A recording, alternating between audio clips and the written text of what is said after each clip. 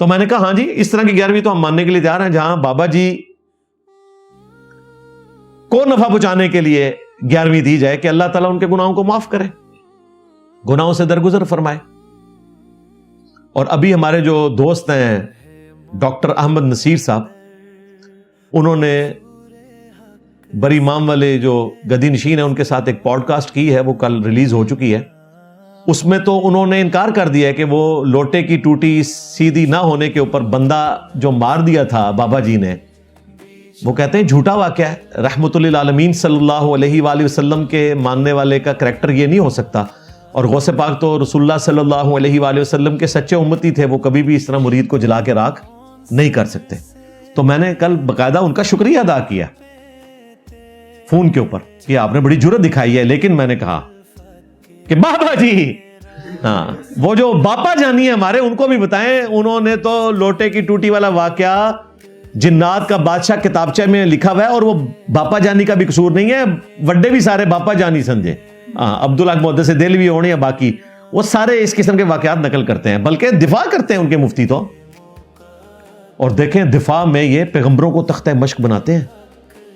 لو میں میمز کے لیے مزید مٹیریل دینے لگا ہوں. پیغمبروں کو کہتے ہیں جی موسیٰ علیہ السلام سے بھی تو بندہ مر گیا تھا, اگر عبد القادر جیلانی نے بندہ مار دیا تو کیا حرج ہے؟ حالانکہ میں اس کا جواب پہلے دے چکا ہوں.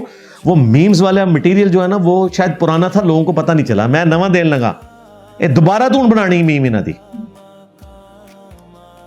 بھائی. موسیٰ علیہ السلام سے جو بندہ مرا تھا وہ انہوں نے بندہ مارا نہیں تھا, مکہ مارا تھا, اور مکہ جو ہے وہ قتل کرنے کا انسٹرومنٹ نہیں ہے. جبکہ آنکھوں سے جو لیزر ماری جاتی ہے, جو ہالی ووڈ والوں نے غوث پاک سے چوری کی ہوئی ہے, اس سے بندے مرتے ہیں. نمبر 1. نمبر 2, قرآن میں تو ہے موسیٰ علیہ السلام نے معافی مانگی کہ یا اللہ یہ شیطان کا عمل تھا جو ہو گیا مجھ سے. تمہارے غوث پاک نے کہیں معافی مانگی ہے؟ لوزامو. ہاں, اس سے اگلی بات, قیامت کے دن موسیٰ علیہ السلام اپنے اس قتل کو یاد کر کے کہیں گے کہ آج میں اللہ کے حضور تمہاری سفارش نہیں کر سکتا کیونکہ دنیا میں مجھ سے بندہ مر گیا تھا. تو تمہارے غوث پاک 70,000 مریدوں کو کہاں سے لے کے جائیں گے؟ وہ تو معافیاں مانگ رہے ہوں گے قیامت والے دن. لوسامو. ہاں, بخاری مسلم میں ہے, موسیٰ علیہ السلام کہیں گے آج مجھے اپنی غلطی یاد آ رہی ہے کہ دنیا میں مجھ سے بندہ مر گیا تھا. تو تمہارے غوث پاک بھی معافیاں مانگ رہے ہوں گے, تو انہوں کتنے لے کے جان کے معافیاں مانگتے ہوں گے. میں تو انہوں کیا سی منو نہ چھیڑا کرو, میں چک وڈ لانگا. کہتے دیکھو جی انجینئر صاحب کہتے چک وڈ لانگا تے اے چک تے کتا وڈدا ہے. اور بھائی یہ محاورتاً بات ہو رہی ہوتی ہے, ویسے تو آپ مدینے کے کتے ہیں نا. ہاں, اور مدینے کے وہ کتے ہیں کہ صحیح مسلم میں حدیث ہے کہ مدینے کا اوریجنل جو کتا ہے نا, اس کا بچہ جب ایک چھوٹا سا رسول اللہ کی چارپائی کے نیچے چلا گیا تھا نا, تو حضرت جبرائیل علیہ السلام گھر میں انٹر نہیں ہوئے تھے.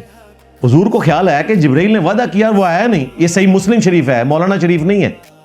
پھر آپ نے اپنی چارپائی کے نیچے دیکھا تو وہ مدینے کا کتا, ہاں سگے مدینہ نظر آیا.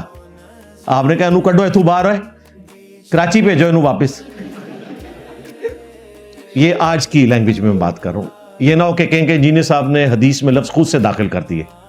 ظاہر آج کی لینگویج میں نے بات کرنی ہے. ہاں, قرآن و حدیث میں کہیں نہیں لکھا تھا کہ جو محمد کی عبادت کرتا تھا وہ جان لے کے محمد مر چکے. یہ حضرت ابوبکر صدیق نے خود سے ایک جملہ بولا تھا. ہاں, تو ابوبکر کا غلام بھی خود سے بولے گا نا. جب تم کہو گے کہ فلاں بابے نے سمندر روکا ہوا ہے, تو ابوبکر کا غلام بولے گا کہ کوئی بابا اپنا پیشاب بھی نہیں روک سکتا جب تک اللہ نہ چاہے. ہاں, یہ 5 کمزوریاں ایسی ہیں جو ہر انسان کے ساتھ جڑی ہیں, خواہ وہ کوئی نبی ہو, کوئی صحابی ہو, اہل البیت میں سے ہو, یا کوئی ولی ہو. نمبر 1, کھانے پینے کی کمزوری.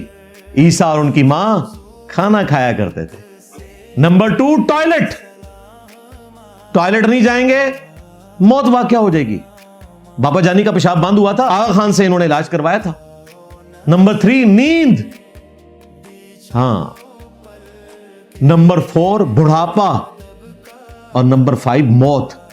یہ 5 چیزیں ہر انسان کے ساتھ جڑی ہیں, خواہ وہ پیغمبر ہو, مسلمان ہو, کافر ہو, بابا ہو اوریجنل, جعلی بابا ہو.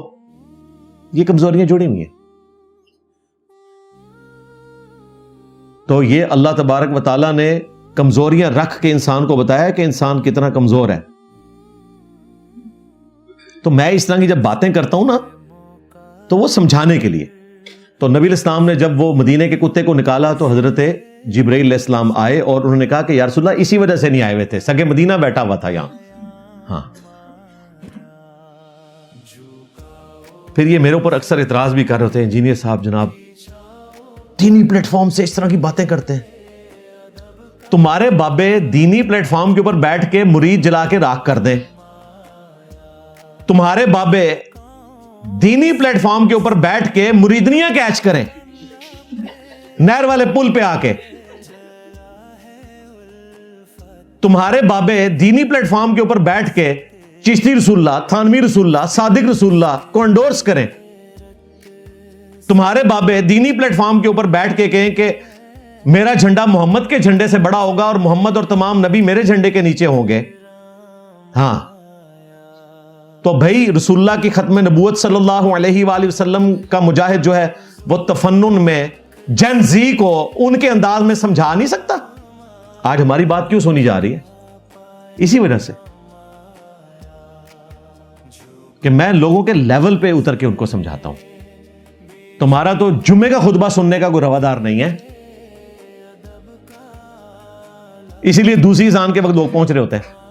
اس لیے میں نے گورنمنٹ سے کہا کہ انہیں کہو کہ جمعے کی تقریر ختم کر دو, یا لکھی لکھائی کرو یا چھوڑ دو, اور درس قرآن کا شوق ہے نا تو کسی اور دن رکھا کرو, اور نماز کے ساتھ بھی نہیں جوڑنا.